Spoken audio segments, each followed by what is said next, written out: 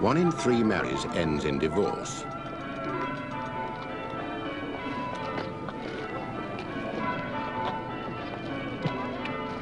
On the other hand, 1 in 3 weddings will be a remarriage for at least one of the partners, which says something about the appeal of the institution. Both church and state attach great importance to formalizing the unions of men and women. But what about the couples who live together for years without bothering to get married, or single people, or deliberately single parents? Are they all undermining marriage? What do you think? Running through this program are the opinions of some sixth form students. They lead us first to an important point: the different meanings of the words marriage and family.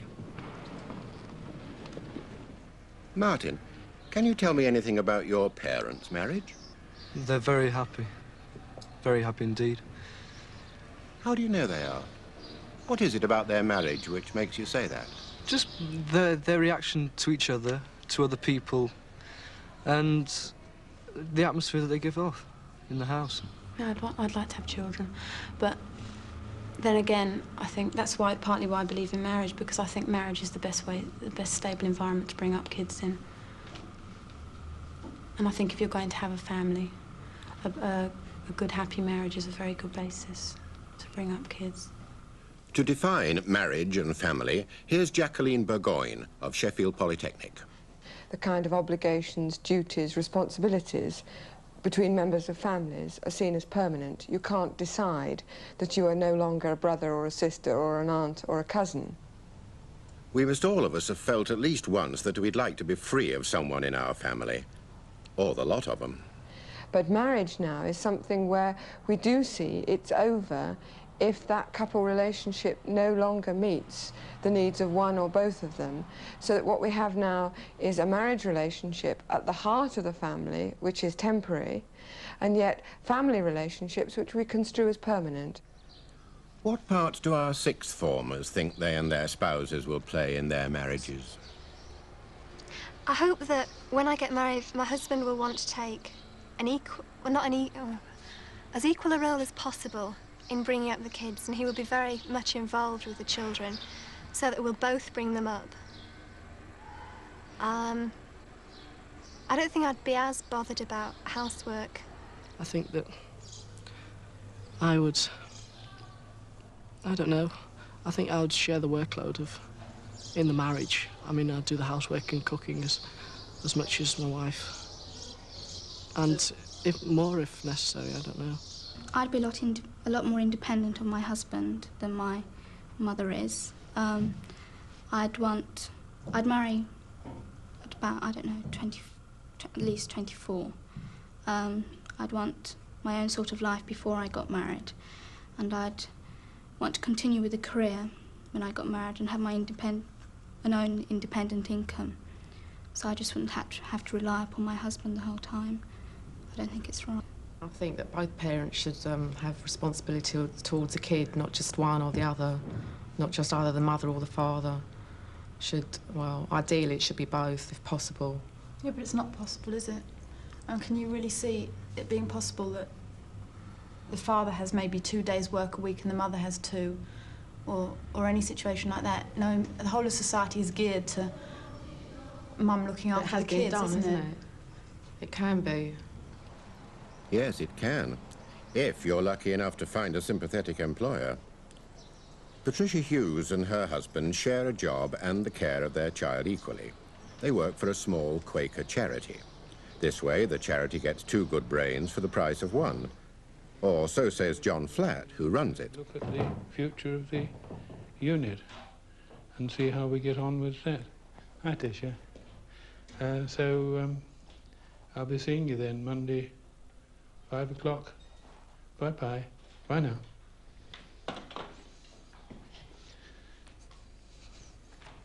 Hello. Hello, then. Who was that? Richard, about Monday. Oh, is he coming?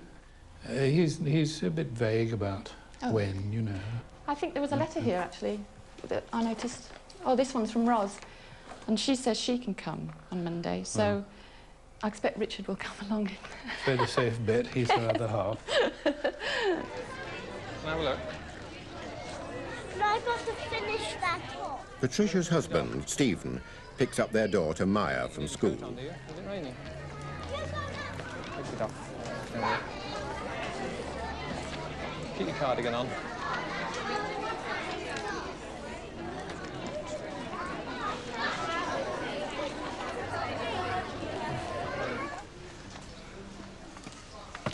During the day, Stephen, or it might just as well be Patricia, will have done various domestic chores and the shopping, just as anybody would who wasn't doing a job.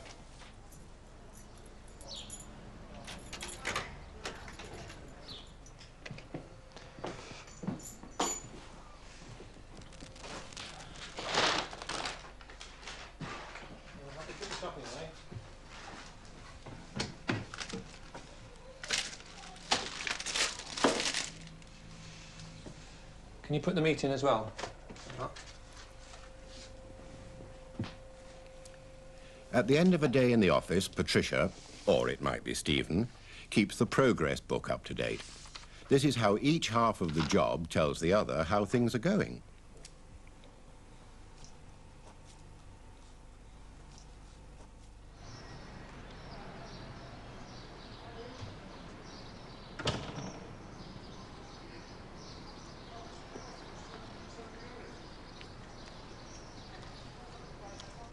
Can I have my bit of Mars bar, Maya?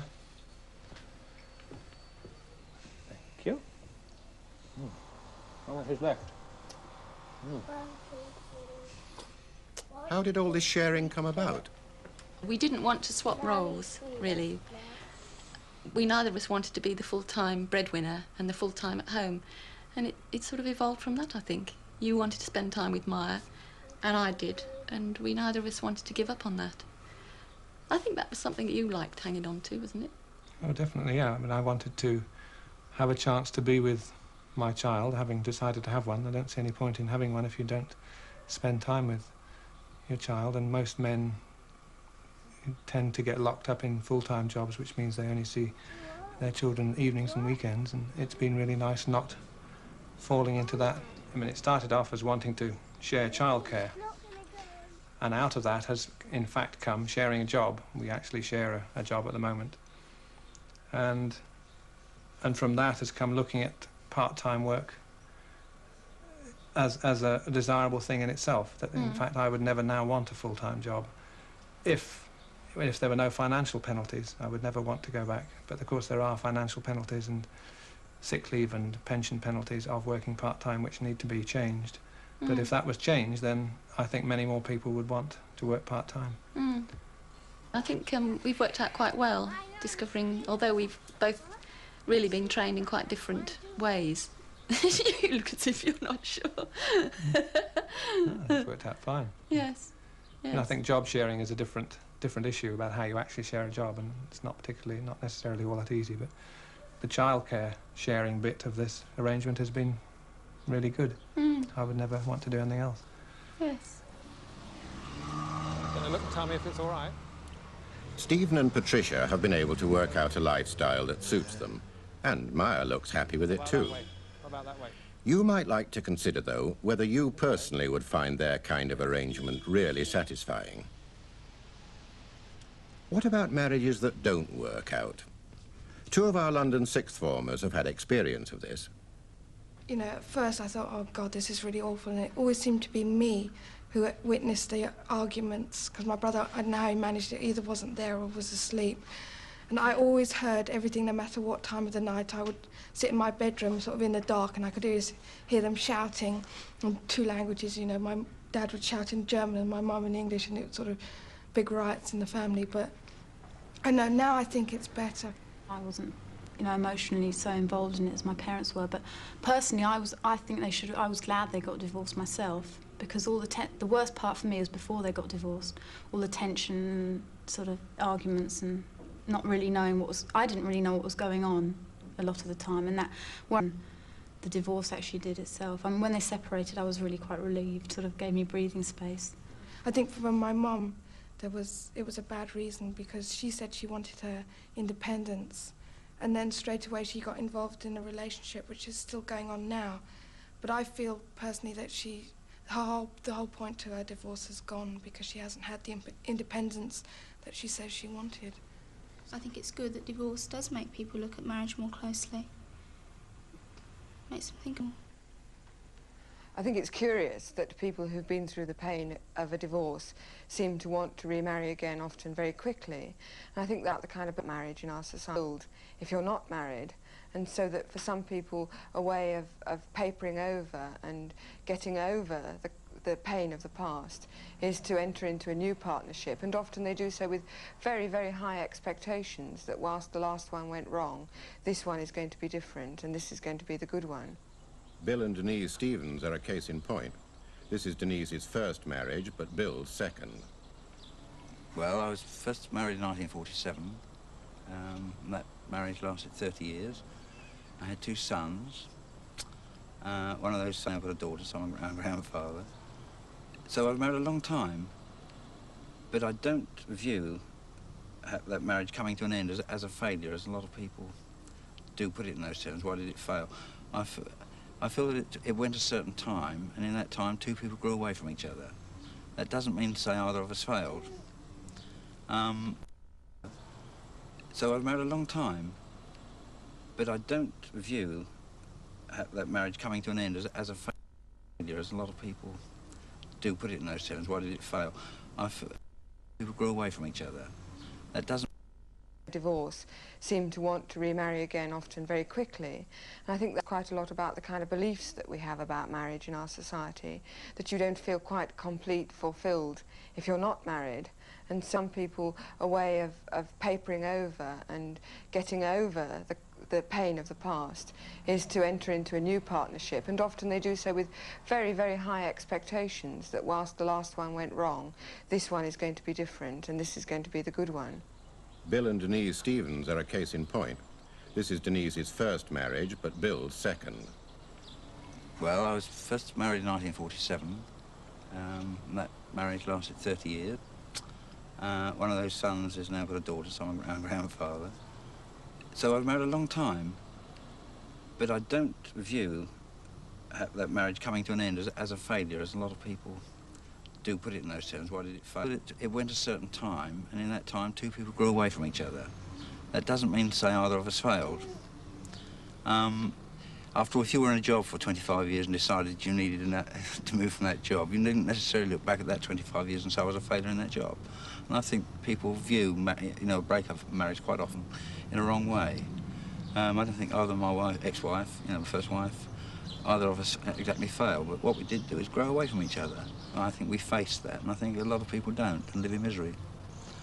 And then a few short years went by, and then I met Denise and decided that to do it all again. There was a great deal in common between us, and didn't want to live with somebody in the sort of modern trend. I wanted to make a commitment. Well, I felt the same way about the commitment side of it. And I'd lived with somebody for a number of years, and that had come to an end. And I felt that had come to an end really because of a general lack of commitment, that we'd just kind of drifted apart. And that's why when I met Bill, I felt it was very important for me personally to make a much sounder commitment from the beginning. And also having children, my views about having children in a kind of loose relationship had changed over a period of time, and I felt as if I wanted to start that in a marriage. I'm 33 and Bill's 56, 57. So there is quite a big gap, and clearly Bill is old enough to be my father, and I'm sure that is the first thing that crosses anybody's mind. But, and in fact that did cross mine when I first met him. And that held me back. And then I thought after a while it seemed rather crazy to allow the age to get in the way. And I think increasingly I didn't really see Bill as being that much older than me. I think that it does bring a degree of tolerance and understanding that probably some younger people don't have. He's joining in. Yeah. He agrees, obviously. Here's a more unconventional setup. This place is being converted to make a communal house for women and children only. Birgit Voss explains her situation and her philosophy. I actually got married, stay in this country, and from my mother's and father's marriage, I concluded that I personally would never want to get married. And, well, since then I've studied a bit, I've done sociology, a bit of politics and other things, and I've realized that marriage is actually very bad for women. It's, well, some call it legalized prostitution, and I think it's probably true, because what do women do? They sell their bodies so that the man goes out and provides the bread for the family, and I think that's still the sort of pattern nowadays. At the moment, I'm sharing a house with another woman, a couple of visitors, and my child, but that's only been like this for, well, 6 months. Previously, there was 3 women and 3 children who shared a house for 3 years, and that worked really well. And the 6 of us planned this new house that you can see there behind us. And in that house, each will have a room. You know, each child will have a room, each grown-up will have a room, and we'll have the whole ground floor as a communal area where we share kitchen, dining room, the back room, and we'll share sort of living together. And we'll be like a family, like a large family, and I mean, that's what I call it. I call it my chosen family. And have all the women got men in their lives?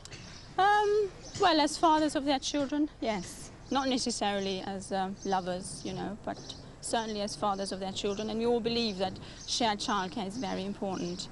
Birgit's daughter, Sophie, spends half her time living with her father in another communal household a couple of streets away.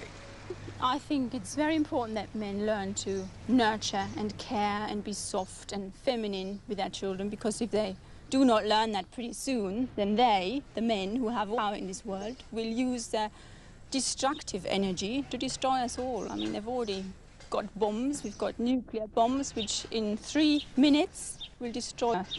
And then where will we be with our children, our men, and myself? And I care about that.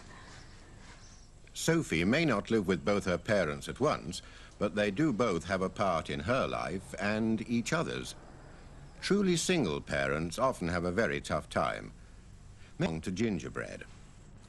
The communications officer is Robbie Robson.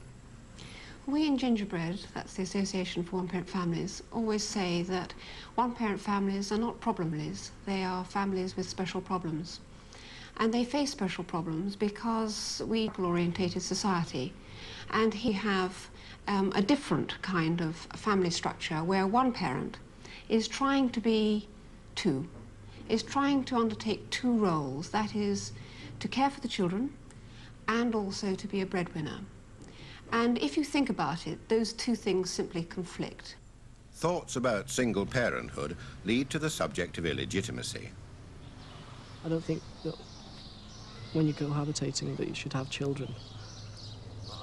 Because if you decide to suddenly split up, then you become a one-parent family wherever the kids go, and I don't think that's a very stable atmosphere for a kid to come up in. It can be, and I just don't think that. I think there should be 2 parents. But it would worry me slightly, I think, the effect on the kids that it might have if they were illegitimate. I think that there's still a stigma attached to being illegitimate, and I'd really want to bring a child up in the most stable sort of atmosphere possible. I think it might affect the child slightly if it was illegitimate. I think it's really bad for the kid, though. I mean, at school, I'm a bastard, you know. Like in a conversation, I'd understand it in a different sense. But then if I was a bastard, I would be hurt inside, really. There are a few people who actually choose to become a lone parent, but the vast majority have it thrust upon them either through the actions of someone else who has left or decided that they want the marriage to end, or decide that they don't want to get married in the first place, or else through the death of one of the partners. Rita Kraft chose to become a single parent. She was living with a man, she wasn't married to him, and after much thought, she decided that whatever else might happen, she would have a child. Father couldn't take this at all. For reasons of his own, he found this much too difficult to deal with, and he decided to move out. That was his... Really, myself made the choice to have a child on my own, so obviously he ought to be free to make his choices too. Rita compares herself with other, probably much younger, unmarried mothers. I've got a certain amount developed, I suppose, within me to cope with living on my own. And I really find it quite a pleasant experience. I think it's a habit that grows on you. And I don't think I could very easily relinquish it now. I've got to like it. You don't have to please somebody else. You do things at your own pace. This means you don't feel you're under pressure, and that's very important when you're bringing up a young child. I can only go to work because I have paid childcare, son. And I have to go to full work because the kind of work I can do just doesn't pay enough part-time. And I'm extremely lucky, my minder, who lives just across the road, in that there are a lot of kids there. She minds with her daughter, thus they can take more children. It's multiracial, which is exactly what I want. There are a lot of men around. My minder's husband is there because he does shift work. Her son-in-law, her son, it's an extended family. It's a real proper family, in fact. And considering he's an only child, and he's likely to remain an only... Should survive. And I think we're going to see a move towards recreating, confirming a very conventional sort of family life. Now, whether that sort of marriage will survive, I'm not sure. I mean, for myself, that I will see the survival of an institution which can reflect the real equality between men and women, which is reflected both in the public world of politics, work, leisure, employment, but is also embodied in people's private relationships as they learn to live and work as equals. I hope it doesn't. I hope for my sake and for the sake of all of us that people manage to change it. I mean, on the personal level, people can change it quite easily, as I and some of my friends have already done, but institutional changes will have to be brought about by action, and that'll take time and lots of energy. Do you think marriage can survive? Certainly, yes. Tell me why. Because there are enough people who want to get married. It will just... And people generally believe that marriage is a good thing. And I can't see any way... It might diminish, or people's thoughts about it might go down, but it will still survive in some form. I think it's an institution which provides security for your kids and for each other. And I don't think there'll be anything which will replace it. I don't think there's any viable alternative.